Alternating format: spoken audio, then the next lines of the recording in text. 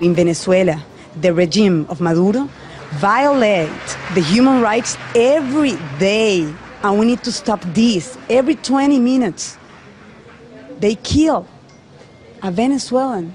Every 20 minutes, our first right, the life. So we are in a crisis.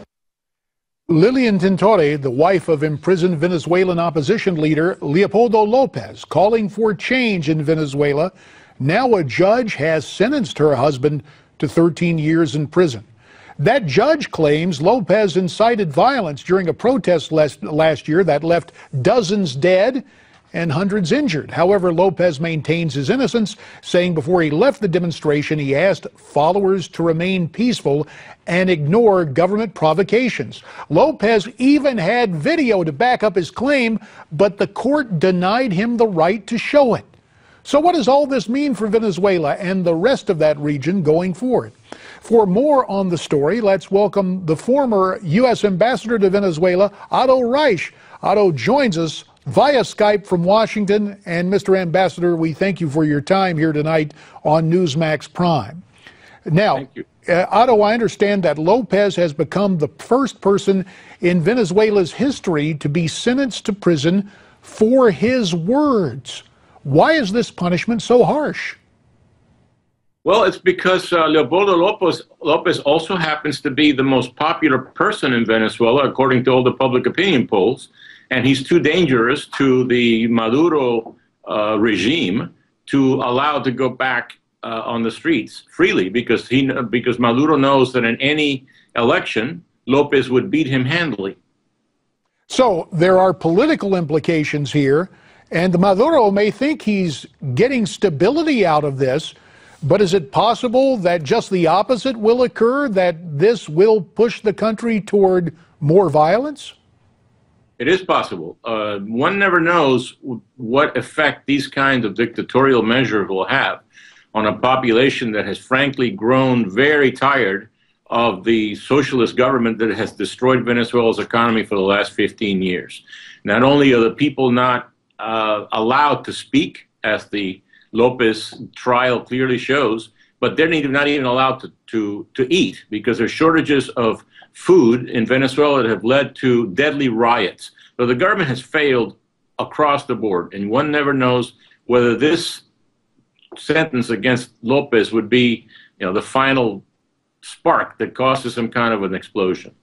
And as we take a look at the whole legal proceedings, if we can call them that, Otto, this trial, I understand, went on for 19 months. And outside civil rights groups are saying it was a sham and that Lopez was denied basic rights. Do you agree with that characterization? And what else can you add to what happened there? I agree with it completely. For example, 92% of all the evidence presented in the trial was presented by the prosecution. The defense was only allowed to present a total of 8% of the pieces of evidence. You mentioned, for example, that there was video, there is video, ample audio and video recordings of Leopoldo Lopez's actual words, not what the government accuses him of doing, which is inciting violence, basically, but his actual words where he tells his followers to remain nonviolent, but he condemns the government for human rights violations and for killing unarmed civilians. That was not allowed by the judge. The judge is a government employee, and as such, she has to follow the orders of Maduro and the people around him. We look at these pictures of Leopoldo Lopez, and just seeing these images, Otto, he looks like an incredibly charismatic leader. Do you expect him to serve a full 13 years? Or I understand he's engaging in a hunger strike in prison. What do you believe the fate will be of Leopoldo Lopez? Well, one thing we should be grateful for is the enormous and very quick reaction of the democratic community of the world. I mean, many governments just in the few hours since this sentence was decreed last night have come out very strongly condemning what is clearly a Stalinist trial in Venezuela and a preordained decision by a judge.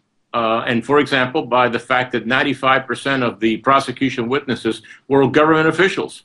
government employees. And in a country like Venezuela or Cuba, for example, any government employee that dares to challenge the government line will be fired. So all those people went up there and took whatever oath is required, and they said what the prosecution wanted them to say. Well, this is something that warrants our continued vigilance. And Ambassador Otto Reich, we thank you for your time. We'll have you back real soon to follow up on this. Thank you, sir. Pleasure. As we all know, here in the United States, Dr. Ben Carson is rising in the presidential preference polls. In fact, he's tied with Donald Trump in some surveys, but a whole lot of folks don't really know Dr. Carson. You can get to know Ben Carson better by reading his book, One Nation, and you can get it for free. Just pay handling. Here's how you can do so. Call 1-800-655-7567. Go to newsmax.com/Ben.